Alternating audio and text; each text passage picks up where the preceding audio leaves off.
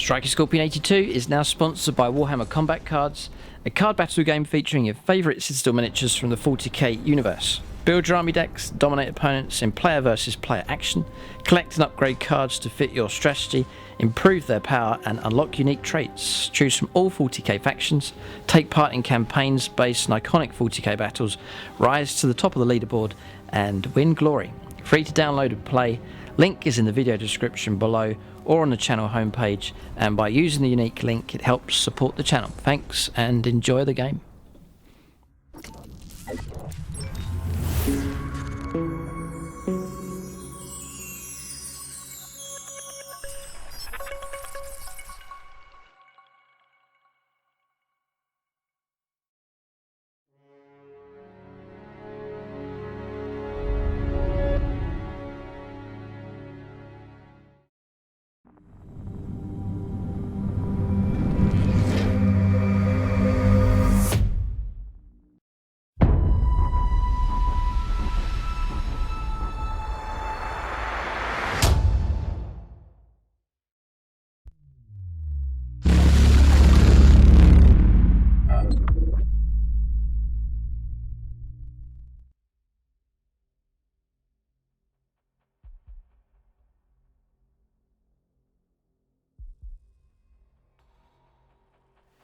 Alright, welcome to this review for the Psychic Awakening Engine War. Check out the previous videos. I've sort of split them all up into their relevant factions just to make it easier for you to find the relevant section for you to check out. So already we've taken a look at Adeptus Mechanicus, then Imperial Knights, Chaos Knights, short update video for them, and then finally the forces of Chaos Demons here, which starting to emerge on the channel, which is a bit disturbing, but we'll hopefully see them a little bit more here. So it's a bit good. There's a lot of Imperial representation on the channel, so it'd be good to have some chaos, more chaos stuff here. So Chaos Demons. I reckon what I'm going to do is focus on. I'm going to leave the data sheets, and I will focus on the new stratagems and the rules for exalted greater demons for all the four different types here for Chaos Demons. So just some background information, story here. There's updates for Silesk, Shalaxi, Hellbane and other units. I'll move through these here and get to the stratagem section. Just here, yeah, Chaos Demon stratagems. So it looks like 4 for each here. But Khorne, coming along, Tom Covey is collecting an army of those, assembling the army very, very quickly, starting to play some games of those on the Plus channel in our Big Push series, where we're trying to get armies onto the tabletop as quick as possible, and so we play a series of smaller scale games as the army grows. So 1,000 points, 1,500, and then 2,000 points either comes here onto YouTube, perhaps in a challenge game, and then after that we can submit these armies, put them into the league and see how well they do. So the first one here, Razor Sharp Caress, 1 command point. This is for Demonette infantry units, and to the end of the phase, in the fight phase, the armor penetration characteristic is improved by 1 on those weapons. So number of units scaling that now, just to help them become a bit more potent in close combat, so I'm sure it's going to be a welcome bonus just there. Sinuous Undulation, 1 command point. Use the stratagem in your opponent's shooting phase when a Demonette cavalry unit from your army is chosen as the target of an attack. To the end of the phase, resolve an attack made against that unit, subtract 1 from the hit rolls, just a little bonus to try and help keep them alive for a bit longer. Then Song, the Song of Discordant Despair, 1 command point. Use the stratagem at the start of the morale phase, select 1 enemy unit within 6 inches of a Fiend's unit from your army. To the end of that phase, it's -2 to the leadership characteristic. Okay, and then Flensing Impact, 1 command point. Use the stratagem in the fight phase, select 1 Demonette chariot unit from your army that made a charge. At the end of the phase, resolve an attack made by a model in that unit, and a modified hit roll of 6 scores additional hits, so popping extra hits on 6s with that. So some tame enough, just some bonuses there coming through for those. Next is Nurgle. Here, Rust and Decay, 1 command point, use a stratagem in the fight phase, select 1 plague bearer infantry unit from your army until the end of the phase, resolve an attack made by a model on that unit. Unmodified hit roll of a 6. It's auto hit and auto wound as well, and that's pretty good actually. Pretty good bonus. Auto hits and auto wounds on 6s. Nice, especially if you can get as many attacks as possible. That's off to a good start. Putrid Demise. 1 command point, use a stratagem when a plague bearer cavalry model from your army is destroyed. Before removing that model, roll 1d6 for every unit within 6 inches, excluding Nurgle units. On a 2+, it's a mortal wound. Yeah, pretty good. It's limited to 1 mortal wound though, but not too bad. 2+, pretty good. Especially if you're surrounded like by a load of enemy characters, for example. You know, as many units as possible. Acidic Slobber. 1 command point. Use a strategy with the fight phase. Select 1 Beasts of Nurgle unit from your army. To the end of the phase, resolve an attack made by a model on that unit. A modified wound roll of a 6 inflicts a mortal wound on the target in addition to any other damage. Nice. Yeah, pretty good as well, that one. Mortal wounds, great. And then Nurgling Infestation. 1 command point, use a stratagem at the end of any phase except the morale phase. Select 1 Nurgling unit from your army. Roll 1d6 for each model in that unit that was destroyed that phase. For each roll of 5+, return 1 destroyed model to that unit with all of its wounds remaining. Place them in a unit coherency. If a model cannot be placed in this way, it does not return to the battlefield. So 1 command point for that. The end of any phase apart from the morale phase. Yeah, great. That's really good, that one.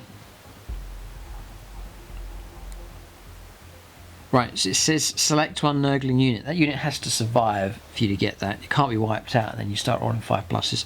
You've got to keep at least 1 model base alive, and then you then get that 5+ roll. Per model. Each model, yeah. Yeah, really good. The Nurgle ones are pretty good there, actually. There's some good ones there for sure. Khorne then, Rage Eternal. 3 command points, this one. All the others are 1 so far, so this one's an expensive one. In fact, it's the only... all the others, all of them are 1, apart from this one. Rage Eternal. We're expecting this one to be pretty potent. Use the stratagem in the fight phase when a model in a Bloodletter infantry unit from your army is destroyed. At the end of the phase, roll 1d6 each time a model from that unit is destroyed. So the unit has to be destroyed. To the end of that phase, roll 1d6 each time a model from that unit is destroyed. On a 4+, that model is not removed until after all the attacking close combat attacks have been resolved, and the destroyed model can make all of its close combat attacks against the unit that destroyed it before being removed. This model cannot make those close combat attacks, even if it would not normally be able to target that unit. Right, okay, so you need to be eligible to fight, but basically if you get wiped out in close combat, it's a chance to fight before the models are removed. So yeah, pretty helpful, definitely, because of the danger that with Bloodletters, as we've seen in some of the games we've already played on the Plus channel with Tom, they can be fragile if they're caught out with firepower charged first in close combat. They can be brought down quite quickly, so a good remedy there with that Rage Eternal stratagem. Brass Stampede next. 1 command point, use a stratagem in your charge phase when a Bloodletter cavalry unit from your army finishes a charge move. For each model in that unit, you can select 1 enemy unit within an inch of that model, or roll d6. On a 2+, the enemy unit suffers a mortal wound. On a 6, they suffer d3 mortal wounds. If these mortal wounds destroy all enemy units within an inch of that unit, it can, if you wish, immediately declare another charge. That is incredibly good. That's fantastic. Wow. Just read this again very carefully. Use a stratagem in your charge phase. The Bloodletter cavalry unit from your army finishes a charge move. For each model in that unit, select an enemy unit within an inch. When you're charging to a character that's got, so you've got a unit of 6 cavalry models here, and you charge into an enemy character with 4 wounds, you're going to be rolling 6 dice and 2+ to cause mortal wounds. Any 6 is d3. It's brilliant. If you destroy the unit, you can charge again.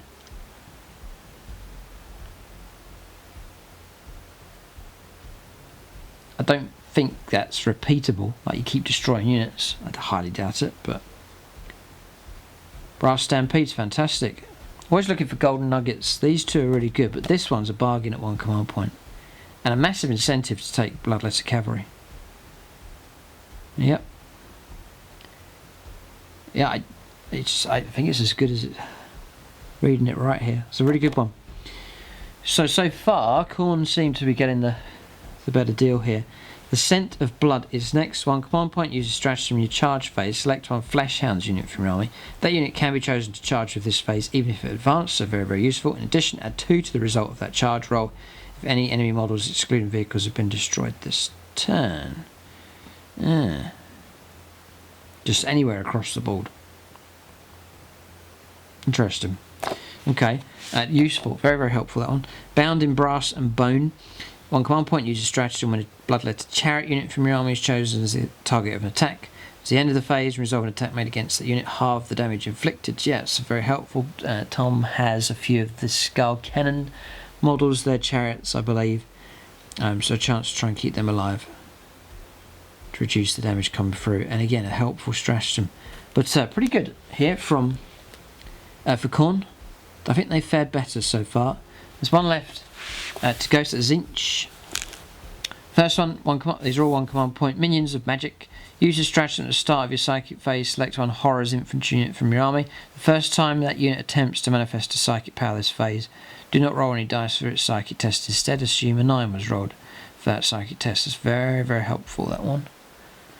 Very good. And then Warp Jaws. 1 command point, use a stratagem in the fight phase, select 1 Screamers unit from your army. At the end of the phase, resolve an attack made by a model that unit against a monster or vehicle. You add 1 to the wound roll. Yeah, just give them a bit more bite against the tougher targets. Okay, so Flames of Mutation, use a stratagem in your shooting phase, select 1 Flame unit from your army. To the end of the phase, resolve an attack made by a model in that unit. A modified wound roll of a 6 inflicts a mortal wound on the target in addition to any other damage, so it could be helpful enough. Flaming unit from your army. Yeah, it's pretty good because flame weapons, you know, auto hits ready, so you could have a fistful of dice if you have the right sized unit, and then 6s for mortal wounds. Yeah, pretty good. And again, if you're trying to hose down isolated characters and so on, you know, maybe boasting a really good invuln. Say, for example, mortal wounds, a great remedy for that. Warp Portal is the last one. 1 command point. 1 command point. Use a stratagem movement phase. Select 1 Flux Master, Fate Skimmer, or Burning Chariot model from your army. Remove that model from the battlefield. Set it up anywhere on the battlefield that is more than 9 inches from enemy models.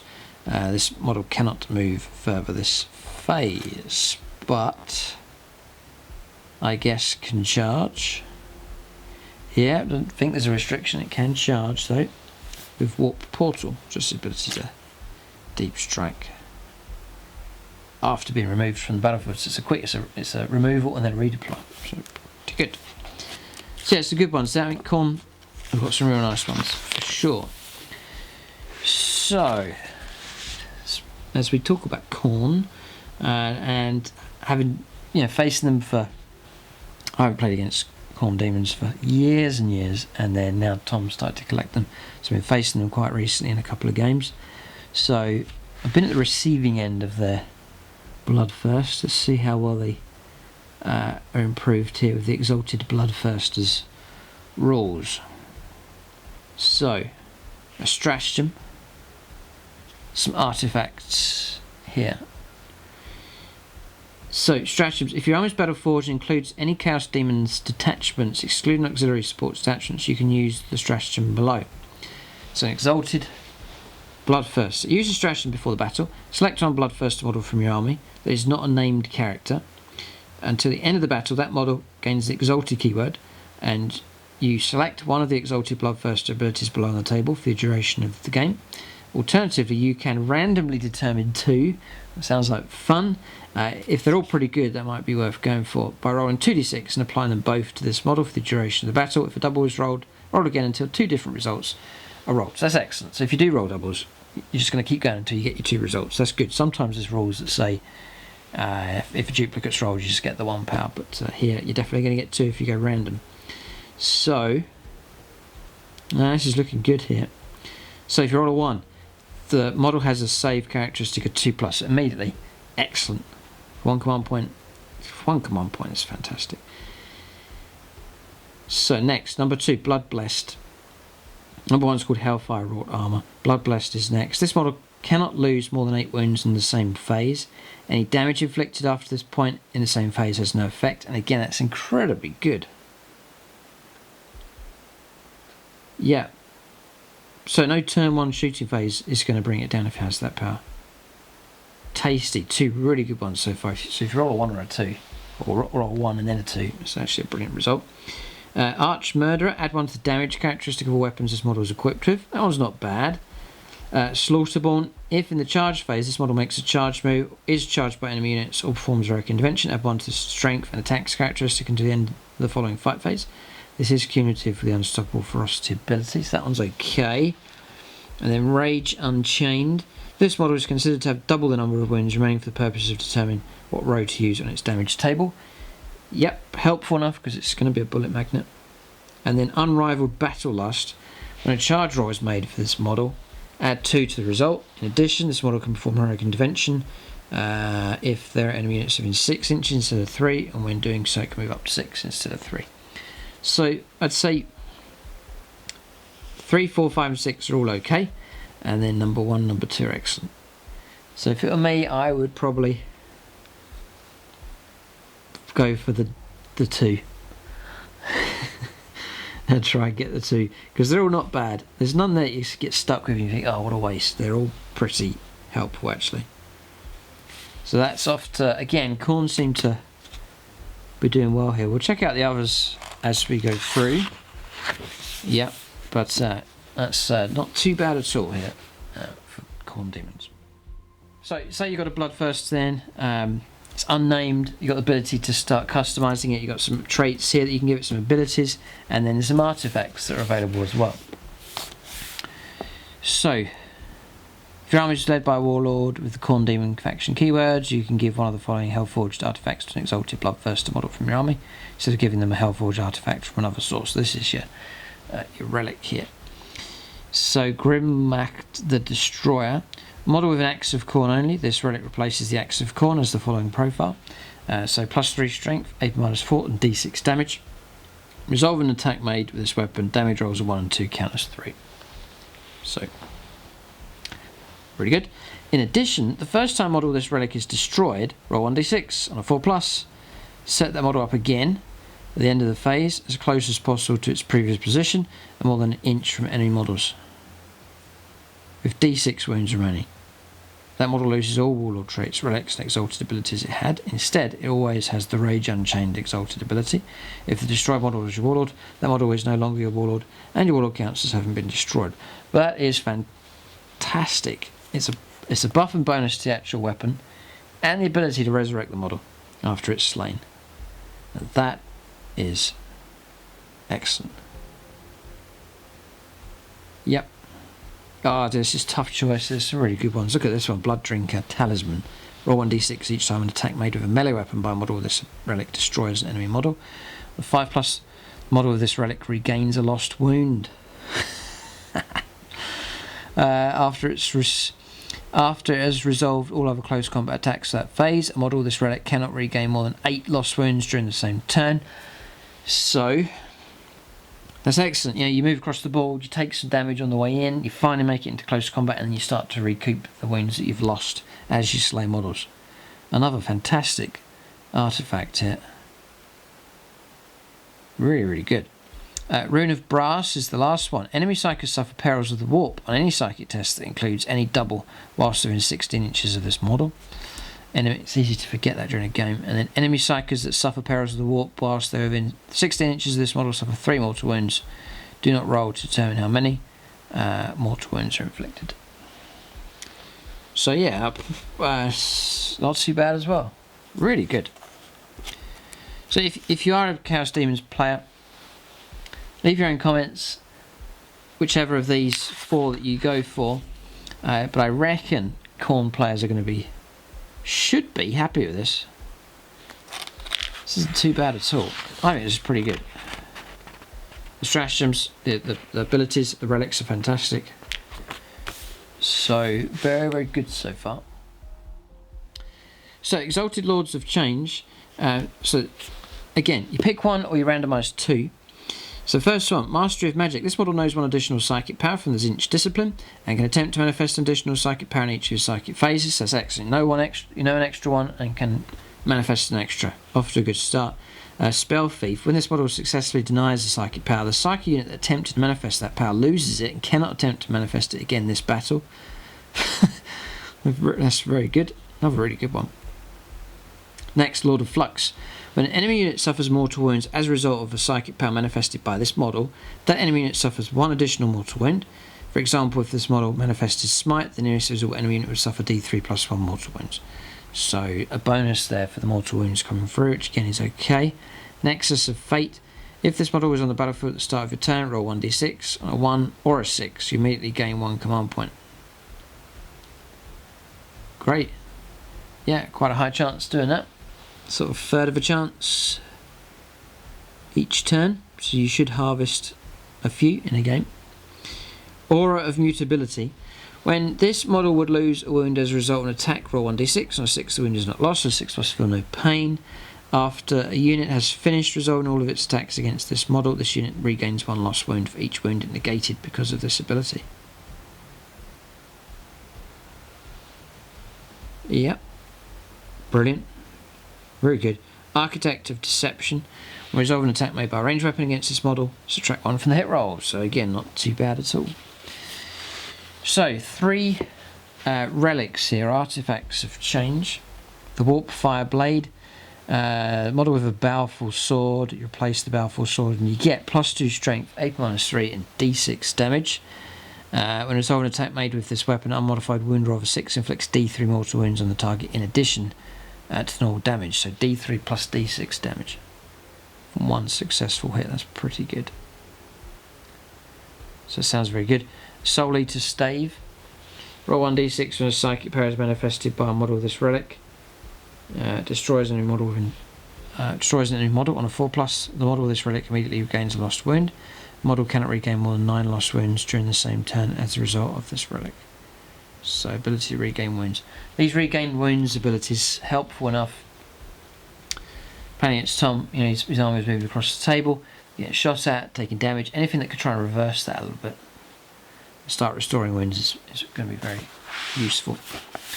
And the Crystal Tome. At the beginning of your opponent's turn, select one enemy character model within 12 inches of a model of this relic. You and your opponent then roll off. Your opponent adds the leadership characteristic of their model to the result, and you add the leadership characteristic of the model with this relic to your result. If your total equals or beats your opponent's, then all aura abilities their character model has cannot be used until the beginning of your opponent's next turn. So pretty good. Okay, so Nurgle next. Okay, so it's Exalted Great Unclean Ones. So same again. Bloated with Corruption. This model has a toughness characteristic of 8. Immediately, that's going to be a welcome addition. To go from toughness 7 to toughness 8, that's going to be very, very, very helpful. Revoltingly Resilient. Add 1 to all disgustingly resilient rolls made for that model. Again, very, very good. Avalanche of Rotten Flesh.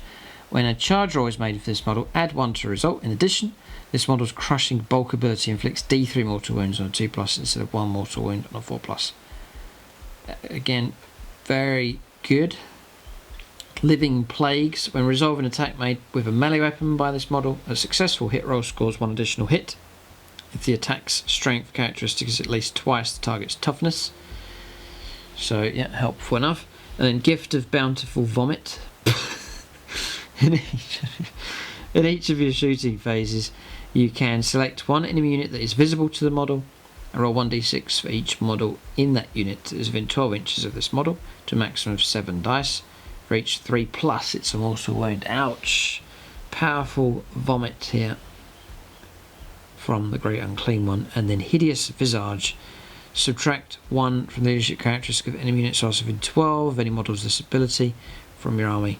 Subtract 2 instead whilst within 6 inches. So that's okay. But the others are pretty good. The vomit's fantastic. Yep. And I'm sure Nurgle players can be happy with that. Some great ones in there. You definitely want to try and roll for 2. I reckon. Artifacts of Decay. Effluvia, however it's pronounced. Exalted, great unclean one, with plague flower only. It's a replacement relic, so range 7, assault 6, +1 strength, a -3, 2 damage. This bearer can make attacks with this weapon whilst within an inch, so really good. And attacks of this weapon can target enemy units within an inch of friendly units. Excess damage from this weapon is not lost. Instead, keep allocating damage to another model in that unit until either all the damage has been allocated or the unit has been destroyed. So that's a really good weapon, that one. And then Tome of 1,000 Poxes. Model this relic knows 1 additional psychic power from the Nurgle discipline. In addition, if the unmodified result of a psychic test taken from a model with this relic is 7, the psychic power being manifested cannot be denied. Whoa, it's a good one. They're all quite potent here in this book, not too bad at all. And then the Endless Gift. Model this relic regains 1 lost wound at the end of each phase in which it lost any wounds, and that is way better than usual. Usually you start of your turn you regain a wound, but this one you're regaining a wound at the end of each phase in which it lost any wounds. So your own psychic phase, the enemy psychic phase, your shooting phase there shouldn't be, and then the enemy shooting phase on close combat's on your turn, the enemy's turn. So it's excellent, really good. Last one then for Slaanesh. First one, Realm Racer. Add 2 to the movement characteristic. When advance or charge roll is made for this model, add 1 to the result. So that's all good. This is for the Exalted Keeper of Secrets here. Quicksilver Reflexes. The unit has a 4+ invuln save, again very good. Blessing of the Dark Prince. Resolve an attack made by a ranged weapon with this model or against this model. Subtract 1 from the wound roll. Helpful enough. Lightning Flayer. Resolve an attack made by a melee weapon by this model and a modified hit roll of 6 scores an additional hit. Okay, and then Fear Seeker. Once per morale phase, after an enemy unit fails a morale test, but before any models flee that unit, this model can move as if it were your movement phase, as long as it ends this move closer to the unit that failed the morale test. Weird. In addition, each time an enemy model flees from a unit whilst within 6 inches of this model, the model regains a lost wound. So it thrives off of the fear of enemy units. Battle Rapture. This model can perform a heroic intervention if there are enemy units within 6 inches instead of 3. When doing so, it can move up to 6 instead of 3. In addition, each time the Keeper of Secrets consolidates, it can move up to D3 plus 3 instead of 3. So, quick moving there. 3 artifacts again. So, Silver Strike. Its relic replaces a Wit Stealer sword and has the following profile: +2 strength, A -3, and straight 3 damage. When the bearer fights, it makes an additional 2 attacks with this weapon. In addition, subtract 1 from the hit rolls for attacks made by a model that has lost any wounds from this weapon. Sounds really good. Whip of Agony. Model with a living whip only. You replace the whip and you get range 6, assault 6, strength 6, -3, 2 damage. And again, you can fight whilst you're within an inch. And attacks made with this weapon automatically wound, so no wound roll is made unless the target is a vehicle or titanic unit. Okay, yeah, fine, great. And then Jewel of Excess. When a model with this relic takes a psychic test while attempting to manifest psychic powers from the Slaanesh discipline, add 1 to the result. In addition, when neither which test is taken for a model with this relic, add 1 to the result as well. So just making the psychic powers more dependable. So you've got your random name generator at the back, and that is it. So yeah, I thought that was Imperial Knights fighting Imperial Knights. The colour scheme is very close to Terran here, but it is Chaos versus Imperial here at the back page. But that's the review. That's the complete review then. So there's 4 parts to this review. Check out each of those, whichever one's relevant to you. But I think Chaos Demons, correct me if I'm wrong, give your own opinion in the comment section if you play Chaos Demons, but I think some of those bonuses there, stratagems and artifacts and abilities for Great Demons and so on, really good. I think there's some fantastic ones there, some really good strong buffs and bonuses for the Chaos Demons. But that's the review. and Tactica. Keep a lookout for more reviews on the channel. Check out gamingfigures.com for your 40k at a discounted rate, as well as a load of other gaming systems as well. Thanks for watching, and tune in next time.